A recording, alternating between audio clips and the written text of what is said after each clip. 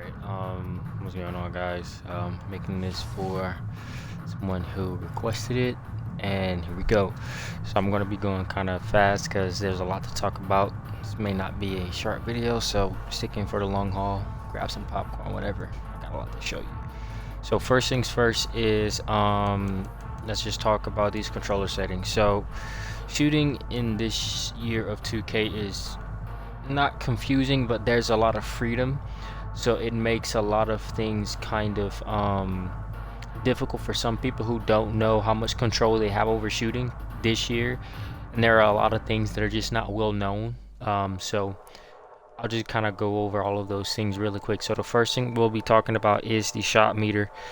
Me personally, I don't think there's a point of using a shot meter in this year of 2K because I feel like it'll throw you off more, because of how much variability or how much variance there is in shot timing and the things that change your shot timing. But before we talk about all the things that change all the shot timings, I'll just go ahead and say shot meter is one of those things that it's completely up to you. But if you are trying to take advantage of like pro contact dunks or layup timing or anything like that, or if you just want a little, I don't know, just a little help whenever you're getting an animation that you're not used to, then sure, go ahead and turn it on. I have it on Pro Stick only because I find that I would want to have it my control over whenever I'm using it and when I'm not using it, you know what I mean? So that's just me. Now as far as the actual shot meter, I think the best shot meter in the game right now is without a doubt this one. And the reason why is because it's this curved U shape, and that exaggeration makes it very, very easy to like excellent release whenever you're looking at it, because there's this exaggeration. You know exactly when it's going to get to the top. If it's one of these ones like here, it's like, okay, well, how do I know exactly when it is, you know? Or like this one here, it's like, how do you know exactly where it is? See what I'm saying? They're so small, and it's like you can't really tell exactly where that end is. But this one, it's a pretty big meter. It's under your feet, so it's, you know, not going to mess with your upper bodies if you're still trying to use that for a cue. And again, it has that exaggerated U shape, and it's a big bar, so it makes it very, very easy to time layups, time anything if you're looking directly at it. And it makes it also really easy to mess with like, you know, server delay whenever you're looking at a meter like that. So this is the one that I use, and I don't shoot with a meter, but I turned it on exclusively for layups, and every once in a while whenever I would just like to, you know, see where the delay is on whenever I'm missing a shot and it's late and I'm like, man, I know that's my shot timing. I'll use my shot meter for the next one just to see how much delay I'm getting, and then I'll adjust accordingly, because this year there's so much variance. So that's the shot meter. So let's talk next about shot timing release time. This is one of those things that it doesn't change your challenge reduction or the actual speed of your jumper, but it does make it to where it changes your cue, if that makes sense. So wherever you want your cue to be, it's going to change it to that spot for you, even though the shot's going to have the same stats. And by stats I mean it's going to have the same release speed in game, but for you it'll feel different. It's going to have the same challenge reduction, it's going to have the same contest, it's going to have the same make percentage. None of your stats change except how your cue is felt to you in relation to your jumper. So I have mine on very late because of how much variance there is in shot timing and how many things can change your shot timing, and we'll go in depth on all of that stuff. But I have mine on very late because I would like a little bit more time to react to like certain things that are going on whenever it comes to shooting. So kind of like my legend for the shot timing release time is that whenever you're playing on very late, almost all jumpers become what I like to call a flick jumper. So it's like you get to the very top and then you flick. Think of it like that. And then late will be more like whenever you get to the top, your wrist is the let go point. The moment your wrist gets up there, you let go. Early will be like the moment that it gets to about your head. That's whenever you start to let things go. And then very early is basically while you're still going up for your shot, so the elbow's still going up, then you release it there. And I'll showcase that as well.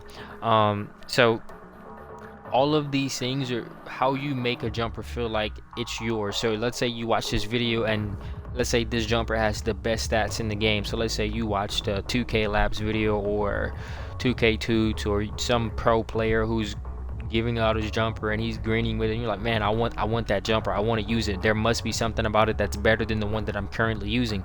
Yes, there are certain bases, certain releases that are just better statistically, but they might not be good for you as a player because it doesn't fit your timing. And this is why a lot of people can't shoot in this 2K. So with that being said, you want to find a jumper that fits your natural timing. If it doesn't fit your natural timing, you will not be a great shooter. Yes, I know a lot of people who can change their timing here and there. Like, ah, man, I'm not greening, so I'll show you how to like cut all that out and mid bust with that as well. So that's the first thing I want to talk about is the shot meter, and then shot timing and release time. Now let's talk about how the jump shot creator works. So let's just go in here and we'll just pick Stephen Curry, and we'll pick I don't know. We'll just pick some random guys here.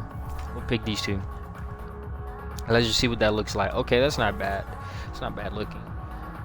So let's say this is a jumper. I have never used this jumper in my life, but yeah, I'll go ahead and I'll save this and we'll see what's the deal with it. So the first thing that you need to know about jumpers is your base. It determines your challenge reduction. So your base not only determines your challenge reduction, it also determines your make percentage. Like a lot of jumpers, a lot of bases have like a big green window, but they have a very low make percentage.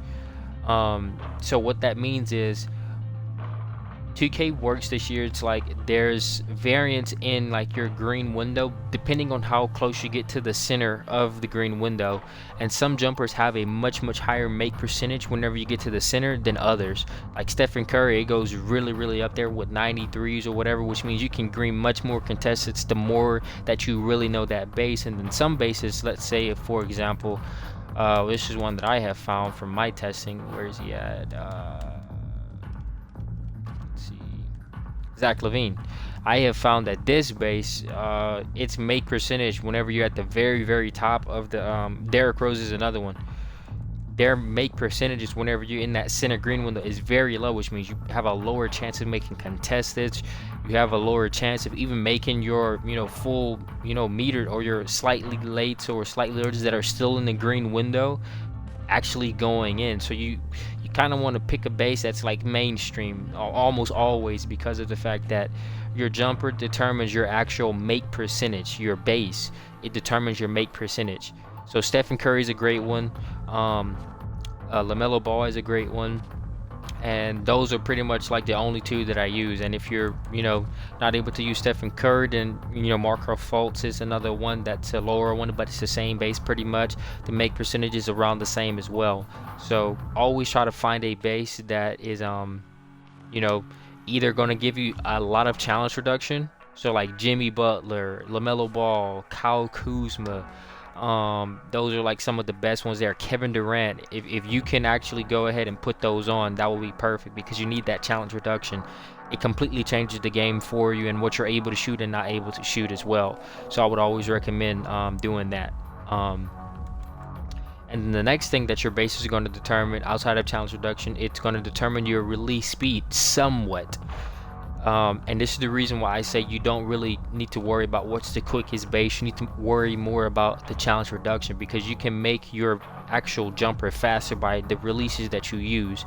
And another thing about the jump shot creator is that your releases determine your release height, they determine your release speed as well, and also your challenge reduction. And this is the reason why a lot of people cannot green good looks, and they think they're good looks and they're getting like 12% contested, even though the guy's like a mile away from them.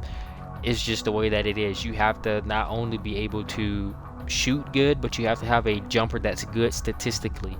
And so I know that Stephen Curry is a good base as far as greening, as like make percentage, but challenge reduction wise, it's kind of in the middle of the pack. So you have to shoot good shots, but because the make percentage is so high, if you know how to actually time your jumper, you're gonna still hit those contesters. So it's one of those sniper bases, and LaMelo Ball is one of those like, I can get away with a lot, I can really use this base cheesy.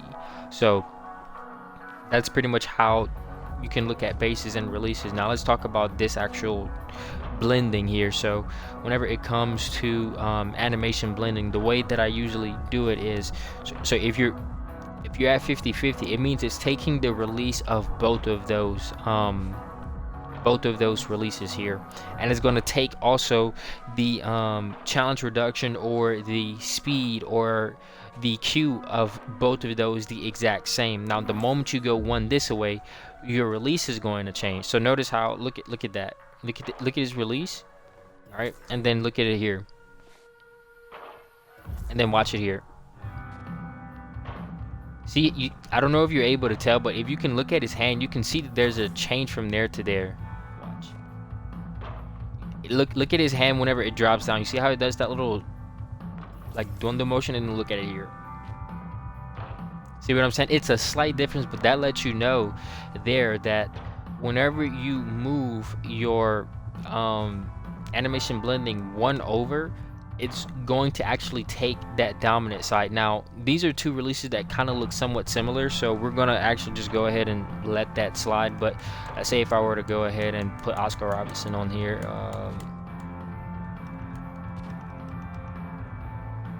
where is he at? Right here. Cool. So now if you're looking at it, that's the release that you're going to be working with right there, right? And then if you look here, you see that change in the release, right? Hopefully you guys do. That's a change in the release, and then this is a change in the release. Hopefully, just by how he's keeping his hand in there, all of that. So this is proof that the smallest changes really do determine your Q. And whenever I found this out, I was like, man, hold on, if these little changes, maybe there's something we're not really understanding about this this blending. So what I have found, and I've done so much testing on this is not a placebo, this is genuine like hard work and just me really figuring this out. Every 50 intervals you get a Q change. So I found that if you go from 51 all the way to 59, you will absolutely not get any sort of change whatsoever whenever it comes to your Q. You will only get a slight change in your center green window's timing. Now the moment you go to 60, you're going to get a Q change, and the moment you go to 61, it's still going to be the same Q as this one, but it's going to be just a slight bit faster. So what I found is that if you're sitting on 50-50, it's taking both of those, right?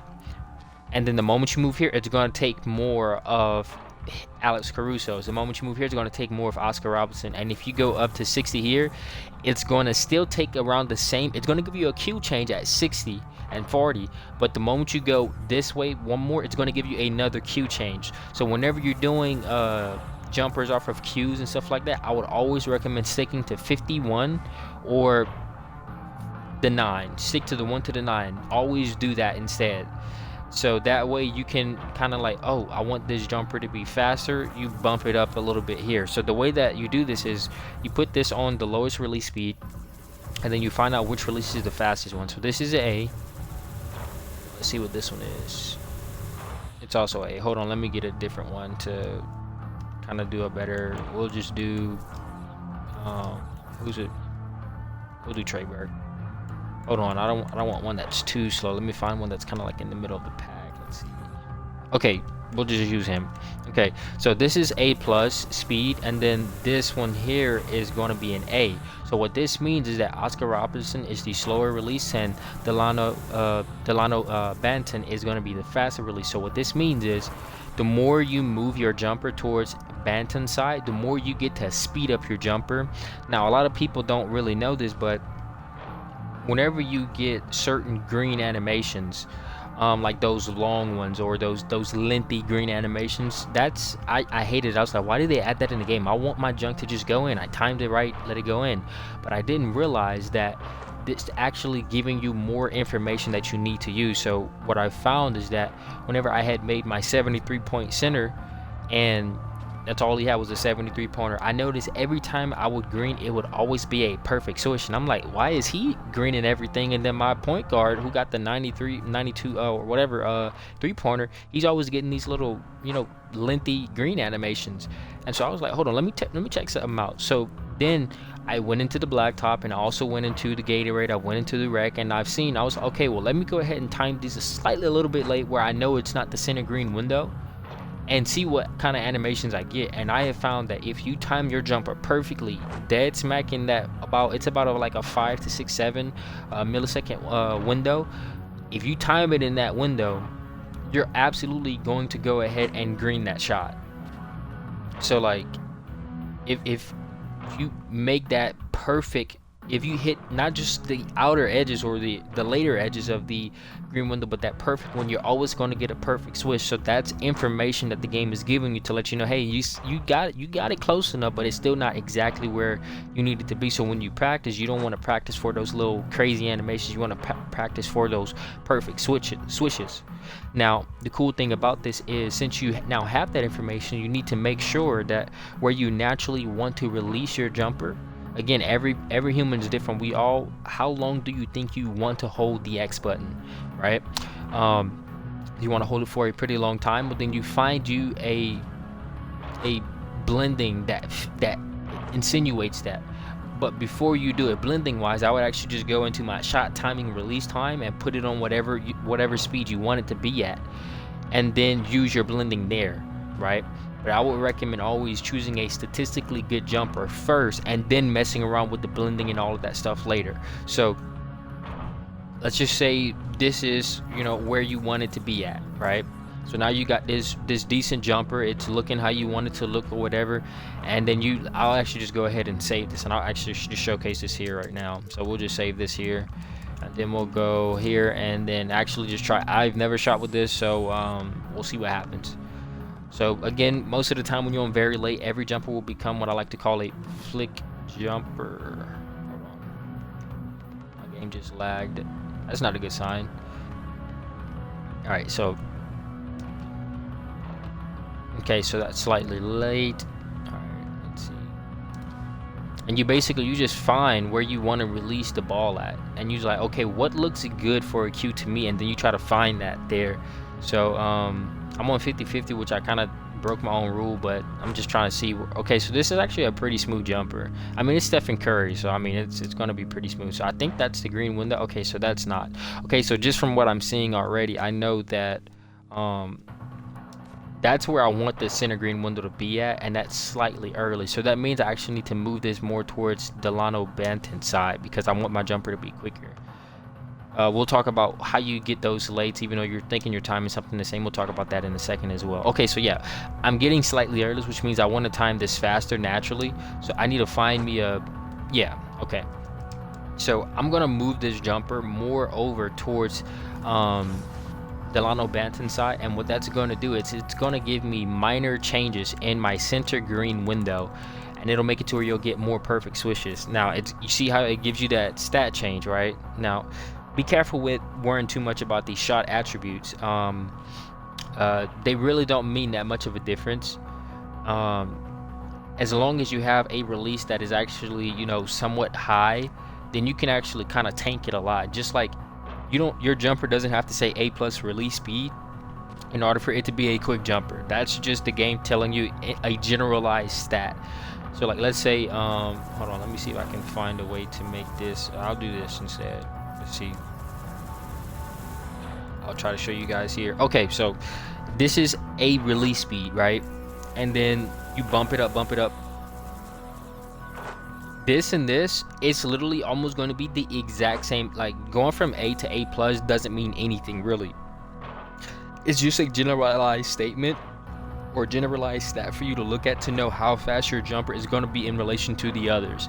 But this and this is going to be literally almost the exact same time. It's just going to be a slight change in your center green window. That's it.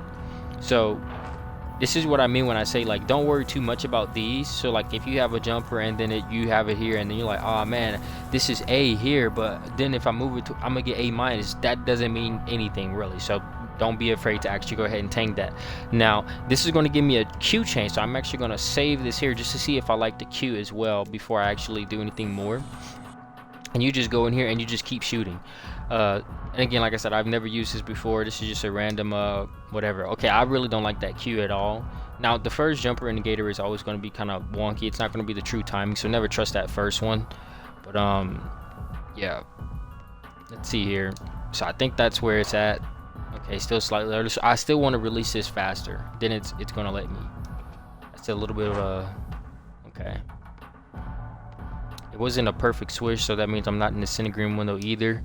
That's where I want to release it at. That's not the center green window. So I could do a little bit of fine tuning with this. Let's see if that's the center green window. Okay, it's not. All right, so I think I'm gonna try to time it just a little bit later than that and see if it gives me late or early, because I don't know if it's right there. Let's see. Okay, I'm thinking that's late. Again, you can just kind of get a feel of it. You can like vary your timing here and there. So that's early for sure. That's a little earlier, like that's a little bit early in the green release window. So that's a little bit early as well. Okay, yep. And then let me see late here. That's the later one. Okay. So I think I would rather make this. I would rather make it a little bit earlier just from looking at it and how it feels, and yeah. So that's me trying to time it a little bit earlier. So I definitely want this to be earlier, for sure. Yeah, okay. So, and if I mean, it's hard for you guys to tell because you guys can't see how long I'm holding down the X button, but you can actually like time things and green them, but you can vary your timing just a little bit. So I'm actually bump this up all the way to 59 and just see how it feels, because I noticed that I'm wanting to time this faster.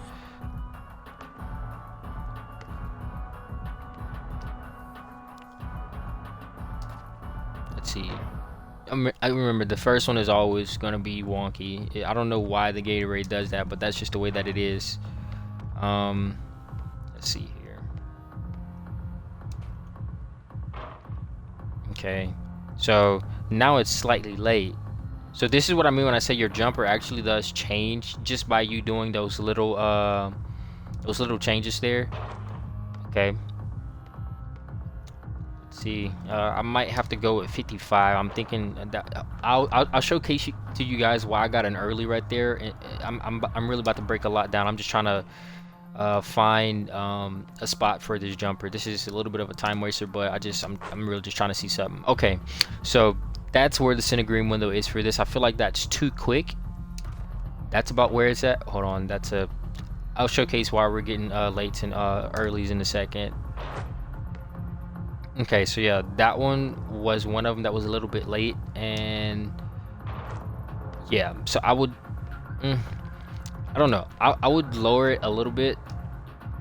That has to be a perfect switch. Yeah, okay, so I'm gonna lower it a little bit, and then most of these should be straight swishes now, and we'll go ahead and actually showcase that. I'm just trying to show you guys it's not a placebo, and it's actually something that's actually, you know, that's happening in the game, and this is information the game is giving you to let you know how your shot is. Like whenever it comes to dribble pull-ups, we'll talk about that in a second as well. Remember, the first was always going to be kind of wonky, so just kind of, and this is going to be the exact same timing as that one, and I'm pretty sure that's a green. You see what I'm saying? So like the first shot, don't ever trust it. It's not the correct timing for some reason ever. I guess the game's still loading information or whatever. Okay, this feels like I'm closer to the center green window because I can tell when I'm timing stuff slightly late or slightly early out of those edges, and I'm still getting green. So I think this is close to like my natural timing, and if there's a little bit of variance in my timing, I'm still going to get the green. So I think this is a good spot. That's a bad release for me, but I'll show you. I'll showcase to you guys why we're getting earlies and lates in a second. Yeah, so this one right here, I think this is a good bit, but I want to get this in the center green window. Yeah, so let me just go ahead and I think I might have bumped it up just a little bit too much. So we're gonna go ahead and lower this maybe 2, and then we'll see if I can get straight swishes from here. That's what you want to aim for. You want to aim for those straight swishes. So I'm just, again, same timing, and it's always early for some reason, man. I don't understand that. That's just a Gatorade. Okay, so now we're in that spot where it's almost perfect for me. Now that's a bad timing on me. I kind of jinxed that one. Bam. Shots. Okay.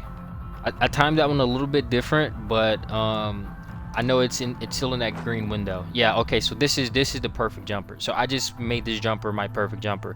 Where I wanted the cue to be the center green window, I made it that way just by making those small minor changes in this jumper, which is going to make this jumper now like pretty much not just a jumper that I'm greening on, but that I'm able to green consistently, because if I do like mess up timing just a little bit here and there, it won't matter because I know where the center of the green window is, and the center of the green window is where I want it to be. So whenever I shoot this jumper, I'll talk about this in a second, but why a lot of people, even the pros, are getting lates and earlies. But this is good because this means that this jumper is going to, you see what I'm saying, absolute cash. I don't even need to look at it anymore. I know that's a good jumper for me now because I have it configured to me, right? So and again, let's say, you know, very late is just not the timing for you, then you can move this jumper on late. And then like I said, so I'm using it as a flick jumper over there, and then here it'll probably be, hold on, let me just shoot this first one really quick. And I'm gonna go ahead and actually try to green this with the wrist right there. And you see what I'm saying? It's still a green, and I'm changing this timing, you know, even though this is the same jumper. I have, again, this is a random jumper. I haven't used it on this timing ever before, but you, again, that's a kind of a legend that I use, is if you go down one, you're going flick, wrist, head, and then elbow. So we'll go ahead, and this one was going to be the moment it gets to head height. So let me just shoot this first one. It's always going to be a brick. It is what it is. And then let's see, it's going to be head, so about right there. See what I'm saying? Again, you don't really need to, it's just something that I found how you can kind of like deal with the variance. Now, one cool thing that I forgot to mention, well, not forgot, I was going to get to it, but this also extremely, your jumper, it'll affect it slightly, but for your dribble pull-ups, it'll affect it actually extremely. So be careful with that. Now, the fact that I got an excellent on the first one, which means I actually need to time this much quicker than I did, because that means if I time it the same way, watch this be a late. You see what I'm saying? So again, don't trust the timing of the first one. It's always going to mess you up. So let's see, elbow, let's see right there. Okay, yeah, so I'll do another one, elbow. Again, yeah, that's just super fast. I don't play on very early, but I know it's gonna be about right there. Yeah, so it's still, so if, let's say if I wanted to shoot on very early, I would actually just go ahead and make that, you know, something, I would change my blending for that, for the purposes of actually getting that in the center green window, even though I'm not gonna actually shoot that with that. So now, since I just basically showed you guys how the jump shot creator works, you can basically take any jumper that you hear people talking about, any base that they say is really good statistically or whatever, and you can make that jumper yours with shot timing and release time, the animation blending, finding out which releases the fast release, and then changing your stuff that way. So remember, every 10 intervals, you're going to get a cue change. And then if you go up one more, you're going to get another cue change. But from that 61 all the way to 69, you're not going to get a cue change. You're only going to get a timing change whenever it comes to that center green window. It's so minor that you're not going to get a cue change. It's just going to be that. That's what I found. That's what I've tested and I found. So that's how the jump shot creator works. And we talked about how the center green window works. Now let's talk about why you're getting earlies or late, even though your timing stuff the exact same. Now, this took me a while to figure out, but one thing that I've noticed is that if you're a muscle memory shooter, this game's not going to be good for you. If you're a cue shooter, this game's not going to be good for you either. So before I actually go ahead and talk about this, because this is the most important part of the video, which is why I saved it for last, let me just do a little bit of myth busting. Your speed of your jumper does not change because you're on the corner, because you're at the wing, or because you're in limitless range. That doesn't change your jumper's timing. The only things that change your jumper's timing is if a defender is in your face, it boosts your jumper's speed by 4%, which means it gets sped up a little bit. So again, I would always, if you're trying to, you know, become really good find somebody to go in a Gatorade with you, make them play hands up defense a little bit away from you, and then see if your jumper is still going to be. That's why I say finding the center green window is so important, because whenever your jumper is sped up and you're timing stuff for the center green window, you're actually going to still be able to green those contestants more and not get a slightly late, because it's speeding your jumper up just a little bit. You know what I'm saying? So always make sure you're trying to find that center green window. And if you want, you can even try to find the center green window on a jumper being contested for contests, if you know that the only shots that you're going to be taking are whenever you're getting swung to in the corner and people are like running towards you to contest, instead if you're not a shot maker, if that makes sense. So you actually want to build a jumper that's more for that, because if you're wide open as a corner shooter, you don't really need a jumper for the center green window.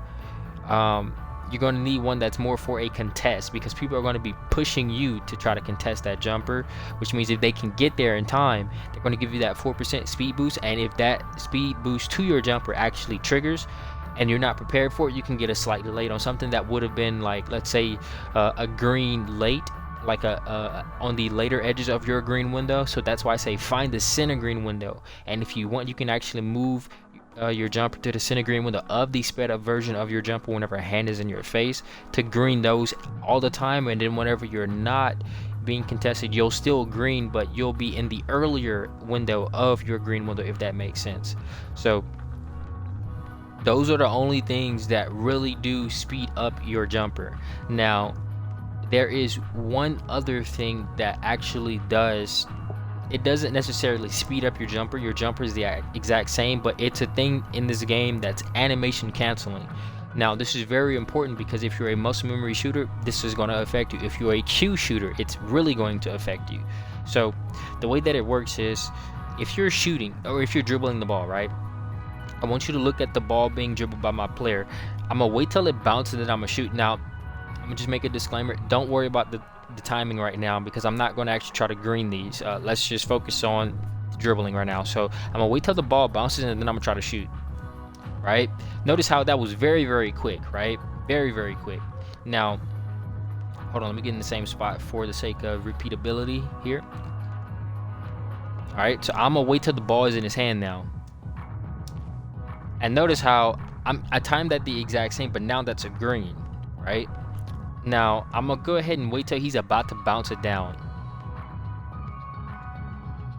Notice how I timed that the exact same, and it's a slight bit of a difference in the jumper's timing. So I'm gonna go ahead and wait till it's about to touch the ground, and then I'll do it again.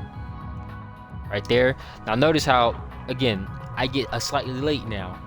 So this is what I like to call animation canceling. So what happens is, whenever you start holding the X button, the game is registering.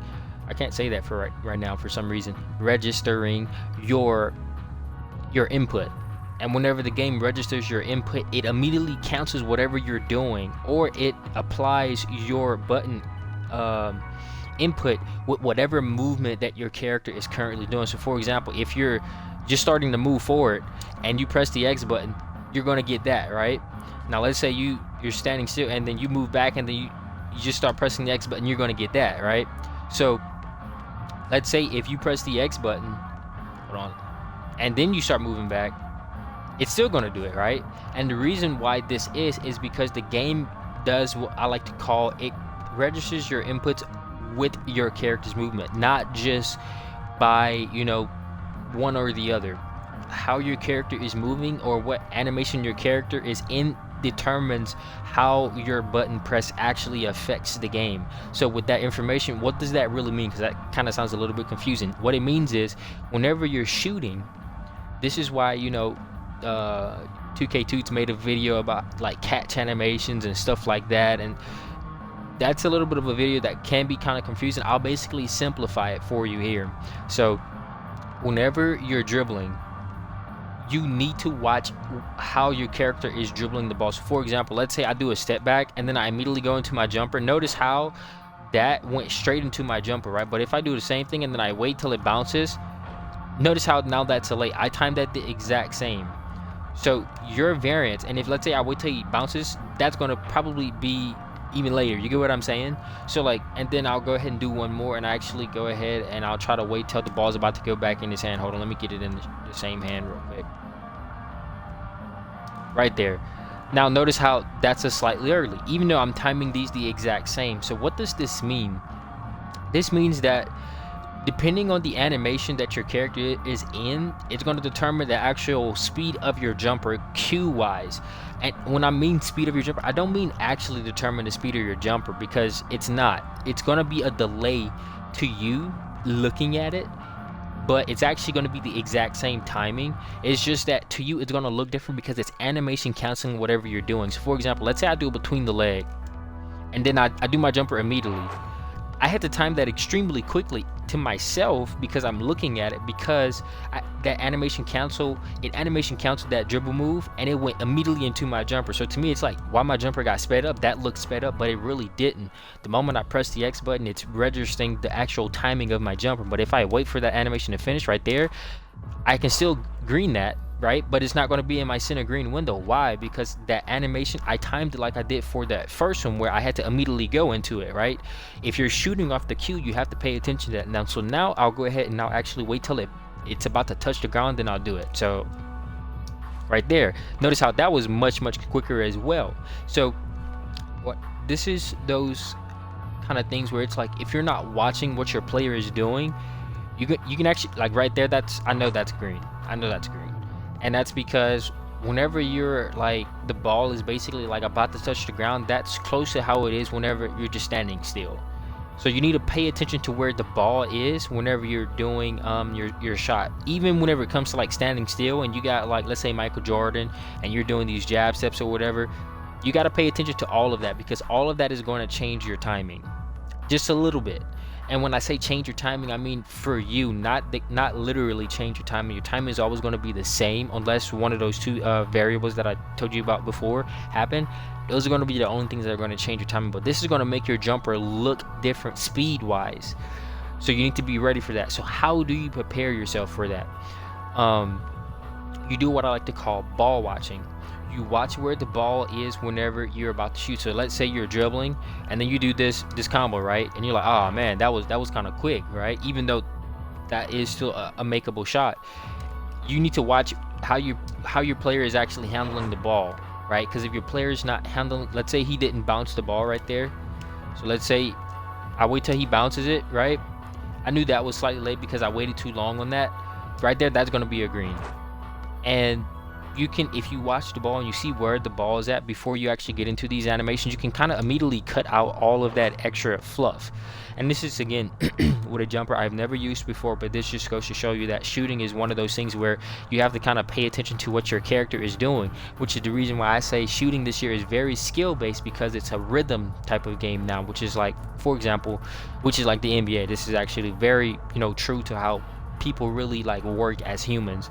Let's say if you do this and you like to take 2 dribbles and then go immediately into your jumper, if that is your rhythm, right, then anytime you have to take an extra step, somebody gets you out your rhythm, or they make you have to take that extra dribble, you're going to have a harder time making that shot as a human. So 1, 2, and then I'll try to take that third one. That's going to be a little bit of a harder shot for me to make. Why? Because it's not in my rhythm to take that extra step. But as a person, if you're aware of what the game's doing, if you're always, use of, these 2 dribbles into that jumper, you're going to green that, right? Because what you're not realizing is that people who are not aware of how this mechanic works, they're not realizing that every time you take those 2 dribbles, you're basically making it to where you're always getting that ball exactly where it is, the exact same time, all the time. So that's just one timing that you're having to deal with off of a dribble pull-up. But the moment somebody, like, let's say you have, and then you have to move again, and it's like, oh shoot, and now you see that one right there, that wasn't in my rhythm, but I actually looked at the ball watch there, and that's why I was able to green that. But let's say I have to do it again, and then I try to time it off the same time, and now that's what happens. I get a late, right? And that's because I was trying to time it the same timing that I did whenever I did this one here. And that one, that's a stamina one. Don't worry about that one. My stamina got under there. But that's going to be something that actually changes your timing, how it feels for you. Not necessarily, but you have to wait till those animations kind of play out, and then it will kind of speed your jumper into it. So if you can watch where the ball is, you determine how long you hold it based off of where the ball is. Now, stamina is another thing that does change your jumper's timing, but what I found with that is it only changes it like by a little. So let me just go ahead and let me just dribble here.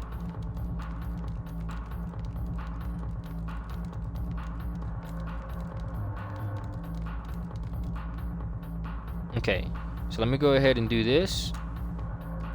I'm gonna try to do that same thing, and I just waited just a little bit, and what I found is it basically moves your timing up one. So let's say if you're on shot timing release time, I don't know what it's called. Let's say if you're on late, it's basically going to move you up to very late, and if you're on early, it's going to move you up to late. That's basically what I found with that. So like, it's greenable, you just have to be prepared for it. So it's one of those things where you just kind of have to prepare for it if you know it's going to happen. But for the most part, you don't really have to worry about that. Just buy a stamina boost if you need it. So back to the discussion here about how this affects you.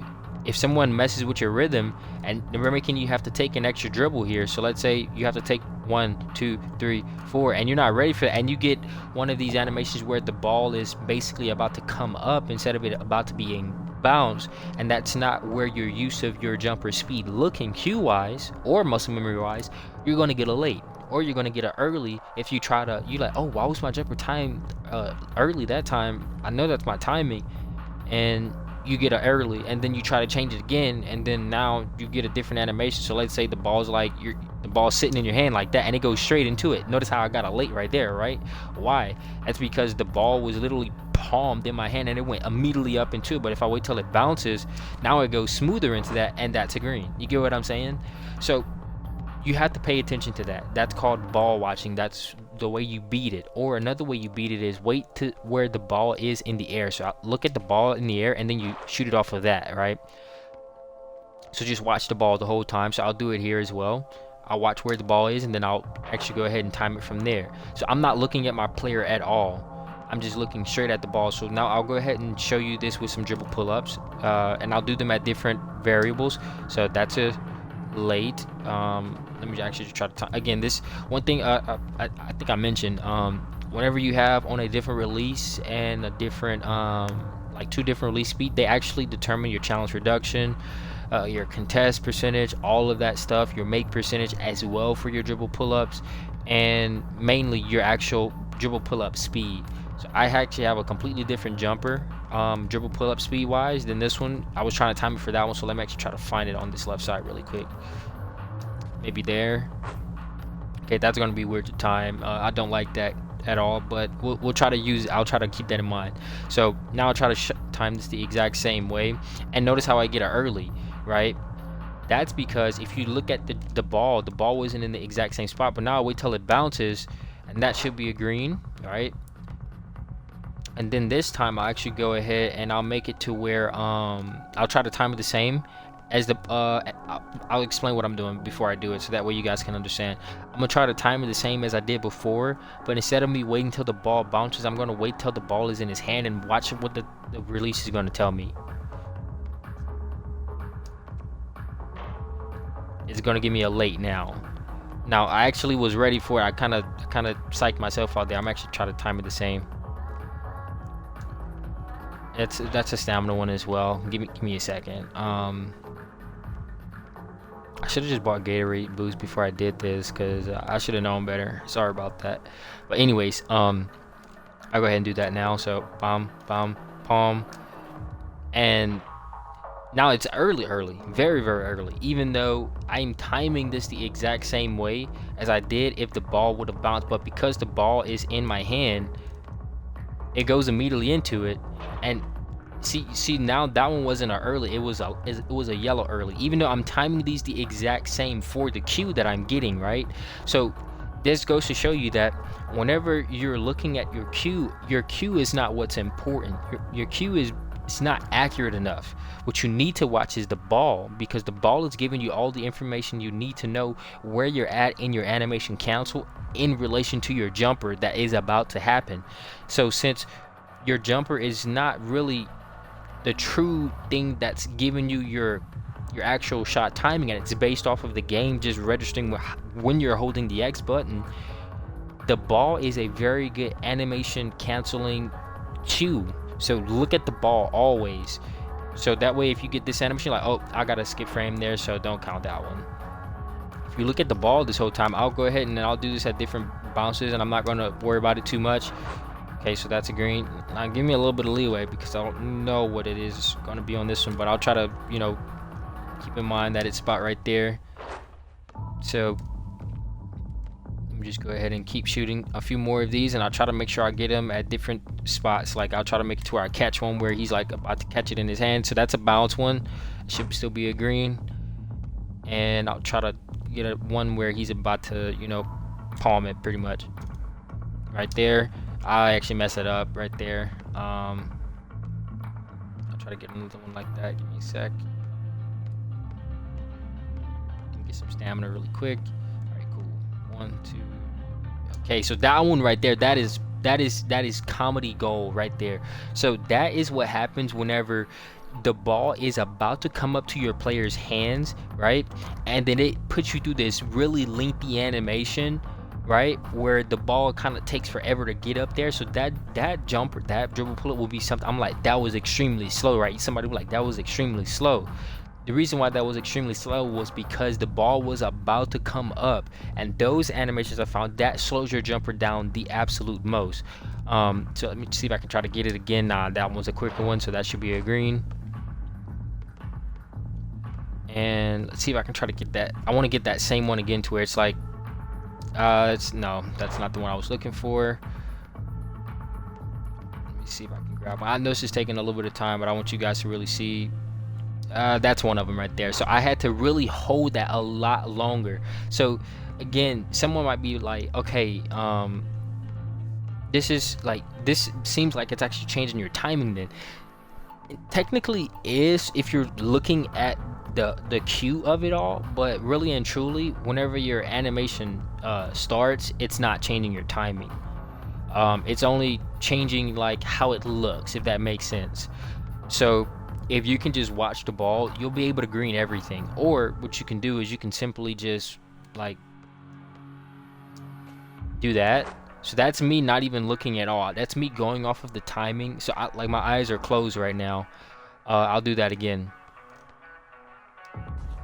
And okay, that's crazy.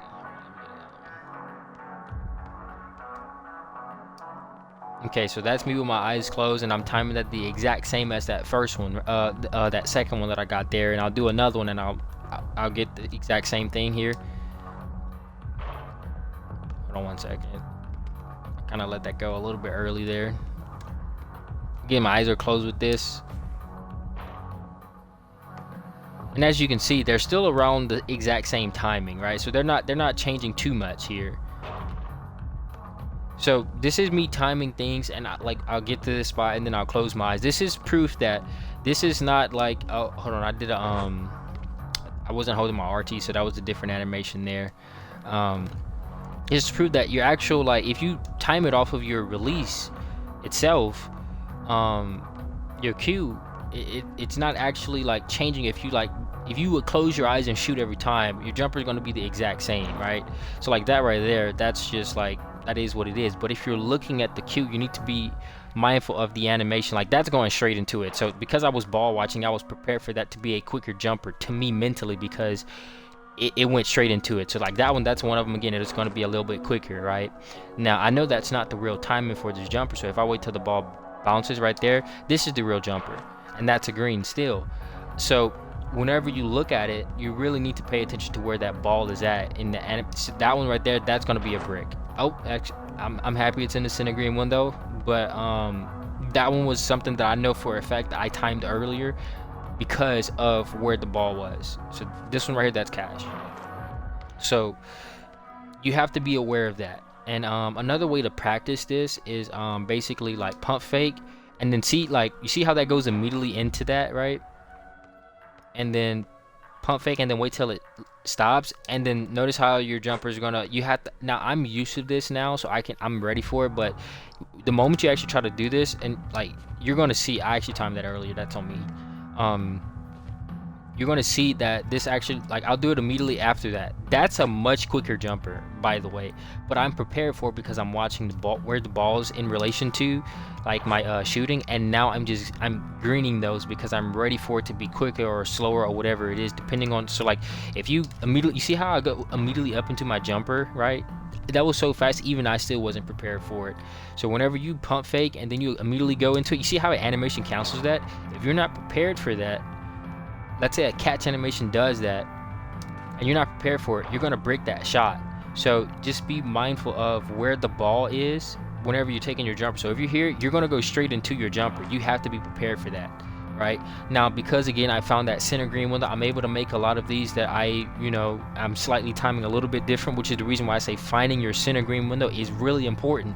Even whenever it comes to actually greening these shots that change just a little bit based off of where the ball is, like these ones here, these are much quicker than you would really think, but I'm still able to green these even though they're not in the center green window, because again, the center green window is not that. It'll be about right there. Hold on. That was a little bit lower. So it wasn't right here. This should be about where it's at. Never mind. Well, again, I know the center green window for whenever I'm standing still, and hold on. I should have watched the ball that time. I was just trying to shoot, and that's what I get for it. But I try to find one of these center green window. If you are mindful of where your center green window is, then you can actually green almost pretty much everything, even if you're slightly off. But see that one right there? Exactly. If you know where it's at, you're gonna know where it's at. But for the most part, you really want to pay attention to whenever you're finding your blending. That's when you want to pay attention to the center green window. Whenever it comes to game relatability and whatnot, it's not going to be too important to time everything in your center green window, because some things are going to mess with your timing just a little bit. Latency, delay, contest, actually having to worry about the game players and stuff like that. That's all going to kind of factor into your timing. But if you can concentrate and just pick a jumper that's dead in that center green window, you're allowed to make a few human errors slightly here and there and still green. As you see, I'm greening a lot of shots, even though I don't know this jumper. I haven't used Steph Curry base in like 3 months. I don't play with Steph Curry's base. I've never used these release except the Oscar Robertson. I don't know if the Delano Banton is a good one. I just saw that he had an A+ speed. I was like, okay, shoot, we'll use him. And I don't do dribble pull-ups with these releases, so I don't know the timing for it, and I'm actually going to have to go back. Whenever I go back and use my real jumper, I'm going to have to change my timing slightly again, so that way I'm actually on the center green window for my dribble pull-ups, depending on what releases I'm using, because it does change your timing slightly as well. So you can actually make your dribble pull-ups faster or slower if you're using a faster or slower release, and it also will make it to where your challenge reduction is less or more, again depending on if you're using a release that gives you a lot of challenge reduction, per se Oscar Robertson. So that's all very, very important. So now, since I've discussed all of this, you now know how the shot meter works. You now know when to use a shot meter. So for example, this right here, that's a pretty good jumper, I guess, or whatever. But I actually timed that bad. That's on me. Hold on. I'm actually used to timing this by looking at the shot meter, so when I'm trying to time it off of without using it, it's throwing me off a little bit. But I know where the cue is, so let me go ahead and try to get one real quick. That's where it's at. Oh, never mind. I got it. I'm just making some human errors here. That's where it's at, I think. Well, never mind. We'll let that sit. We'll let that sit. Anyways, I'm used to using my shot meter for these, shot creator shots. So that's kind of where my sweet spot is for these. I've always used it, so I guess it is what it is. But I'm not actually looking at the shot meter. I'm using my peripheral vision for it. So that's the reason why I say I'll use a shot meter. For example, if you're trying to do layups, that becomes very, very easy to time, just because I mean that bar is pretty like exaggerating like where that center green window is, if you get what I'm saying, because it's so big and it's at the bottom. You get to look at it, right? You're just like, oh, that's about right there. It makes it very easy to green without actually having to look at the shot meter. You can use your peripheral vision because it's very, very, it's very exaggerated, if that makes sense. So I'm actually not looking at the shot meter at all while I'm doing this. So I'll do a dunk meter or whatever. I'm not looking at the meter at all. It's just so big and it's very curved, so it makes it very easy. So if you want to use that shot meter, that will really help you out. You know about the shot time and release time and how that works. Again, my legend for it is very late is flick, late is wrist, early is head, and then very early is pretty much your elbow. You know how the jump shot creator works, so that way you can make any jumper that you see green for you in the center green window. Again, be mindful of jumper statistics, challenge reduction, make percentage, all of that stuff. Be mindful of that whenever you're choosing your base and your release, because those things really do affect you here and there. You know how to find your center green window. You know what lets you know if you're timing something for the center green window, for per se this right here. I know that's my center green window. On my release, that will be the center green window for that. But for here, let's see, it might be there. No, I don't know what it is for these releases, so we'll let that sit for a while. Actually, I'll just actually go ahead and showcase that really quick. You know how the blending works. You know how to actually practice and counteract whenever you're getting these earlies and these lates, even though again it makes it to where you really have to pay attention. But if you can pay attention, you're going to be absolutely cash money magic. So I don't know if I had on 59 or 51 before. I think I'm more cash with 59. So remember, the first one is always weird, so just kind of just do whatever with that. Let's see here. That's much slower. Give me a second. So that other release that I was using is really, really fast, but this should be about right here. There we go. And as you can see, that center green window, I know that that's going to be cash. So again, if somebody contests it a little bit, it's going to be money. It's going to be, even if they contest it, even if I get that slight, speed boost, whatever, you need to make sure you're timing your stuff for the center green window. So I'm trying to make sure I didn't miss anything. Let's see how we are in time. It's perfect, right under an hour, so that's perfect. I don't think there's anything else that I need to talk about whenever it comes to shooting, as far as how it all works. So again, if you're getting catch animations, what you need to pay attention to is the ball. So let's say one thing you can do, really, this is a very good drill that you guys can get put on, so that way you can become more aware of how this game works, is you stand in the corner and you get a friend, and if you don't have a friend, then you just kind of use my ball watching technique that I told you about, and don't look at the catch animation, look at where the ball is and pay attention to the ball, because where the ball is always going to, also if you wait a while in the Gatorade, you're going to actually like negate that first shot. So if you wait about maybe like 7-8 seconds, then you're going to be on your real timing. But anyways, if you just watch the ball, that's going to be the best cue. Don't look at your release, don't look at your actual like your going up motion, don't look at none of that. Look at the ball. That's it, because the ball is not going to like teleport too much. The ball is like your main factor of determining your cue. Your release can go up really quickly and it can go up really slowly. So if you're looking at your actual like your flick and all of that, you're gonna miss some shots. If you're looking at you going up as you release, you're gonna miss some shots. Look at the ball and you will never miss if you know your center green window. So that's pretty much how that works. You should know how to counteract all of that now. But a good drill to do is basically you get a homie and get him to pass you up a bunch of shots, and you just look at that catch animation and then see where the ball's at, and then you determine that. Again, don't worry about the first shot. You look at what the guy's doing, what kind of catch animation you're in, and wait for the ball to go up, and then you go ahead and time it.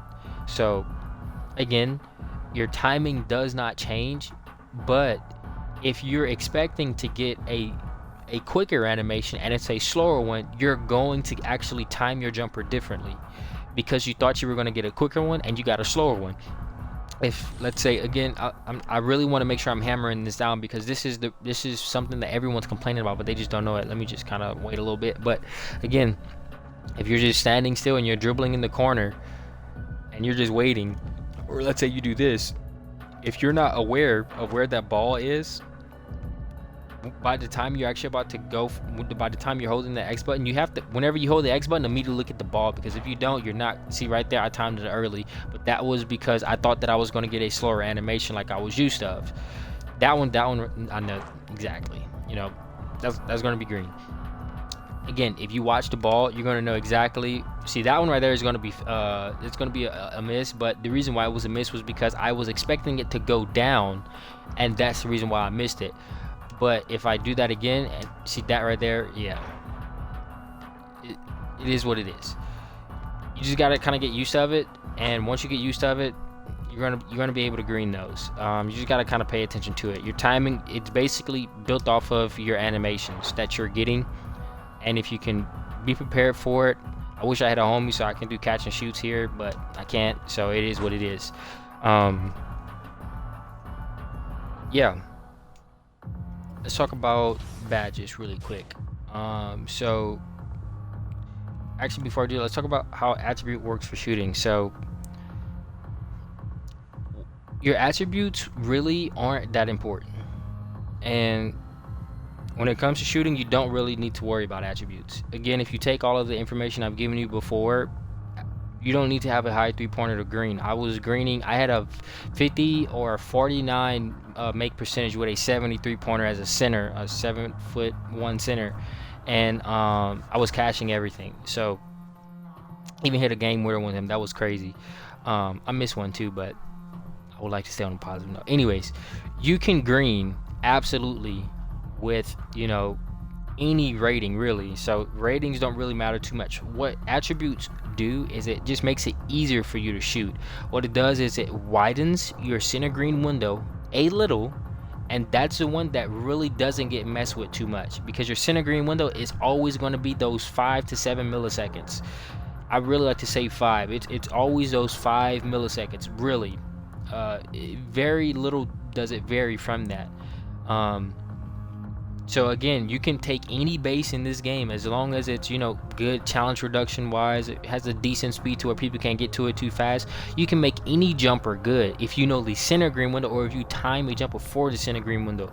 What these attributes do is it kind of boosts your make percentages of those outer edges. But as you boost like your attribute rating, your center green window stays the same. Your base is going to determine your make percentage, and that's the reason why these bases are locked behind these attribute ratings, because if you can have a person with a 70, you know, three-pointer get Stephen Curry's base, he's going to have the make percentage of Stephen Curry's base. If you ever notice these guys who are on blacktop using certain bases and whatnot, and they can use different attributes, that make percentage is still going to be the exact same. What's going to happen is they're going to miss more on the outer edges. But whenever you get your attributes up, you're able to make more on those outer edges. Your outer edges of the green one to get boosted to where you can make more of those. You have more cushion pretty much. So that way, if you get an animation that you weren't prepared for, you're able to green that more, even though again that center green window doesn't really change that much. Same thing for your mid-range. If you know your center green window, you can go by with a 60. Again, if I can green with a 73 pointer, you can definitely green with a 60 mid-range. You just have to know that center green window. So don't worry about attributes too much. You can do all of this with, you know, even a 73 pointer. I've done it with my center. Now let's talk about shooting badges. The most important shooting badges for you to max out, the most important ones, is volume shooter and green machine. Volume shooter more, but green machine will be next up. If you can get green machine on the highest that it can be, cool. If you can get volume shooter on the highest it can be, cool. These are your two most important ones. I would never make a build that can't get volume shooter on Hall of Fame, except my center. And I'm still gonna put volume shooter as high as it can go. These two are the most important shooting badges that you need to have on your build. Now, I have on blinders because I take a lot of, you know, crab type of shots and stuff like that, so I'm able to do that. And I also like, if running guard up and midi magician, because if I do my Russell Westbrook dribble move and I'm able to get through the double team, I'm able to get through their, their pressed up defense with it, I want to have a boost to that shot, and I also want guard up in case the center pulls up, so that way he can like get a little bit of a contest. This is a very slept on badge, by the way. This badge is extremely good. This badge pops up a lot. I pretty much get it to trigger like 10 times in a wreck. So this is a very, very good badge. You definitely should use this if you're taking a lot of crab type of shots, because it works for people that are behind you as well. They don't have to be in front of you. I've had it popped up whenever blinders popped up, whenever someone was behind me. Blinders pops up when you're crabbing people, by the way, so that's the reason why I have to use blinders. Midi Magician is just to get that little boost. It's a great boost, by the way. I wish I can get this on Hall of Fame. And then guard up is there just to give me that little bit more challenge reduction for the person in front of me, and also for behind me if they're trying to cut to the side and they're not able to fully contest, or they're a late defense. Guard up works to where I'm able to green 12% contested. I'm able to green 20% contested, and what pops up when I green those is guard up and blinders. So that's very, very important if you're trying to shoot those. I like to use Space Creator on Hall of Fame now because it's a ridiculous boost, the biggest boost in the game, and they're extremely easy to green with Shot Creator on Hall of Fame. So, I mean, you can also use them in combos to just get out of like body up animations and stuff like that. So it's just a very good badge to have. Those are if you're a PG, those are like my main ones. Like the fact that you can like do that and get out of that animation and be able to green all of those, that's pretty good to me, So I use it mainly whenever I'm riding someone's riding my hip.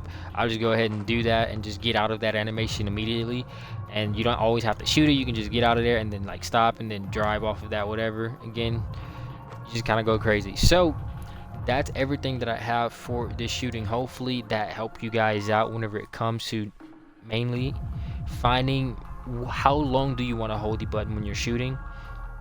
And then once you find a jumper that fits that, and you mess with the blending, the cues, and all of that, you find a cue that you like, you can move it from here to here. You guys have all the knowledge you need to be able to become a lights out shooter. And again, if you miss, it's not the game. You just didn't have the information that you needed to have in order to make that shot, which is, again, watch the ball, see where your animation is, and see how you're canceling out of that animation, and then you time accordingly. So that's everything I have for you guys. Thank you guys for watching this video. It's Zuko. We out. Deuces.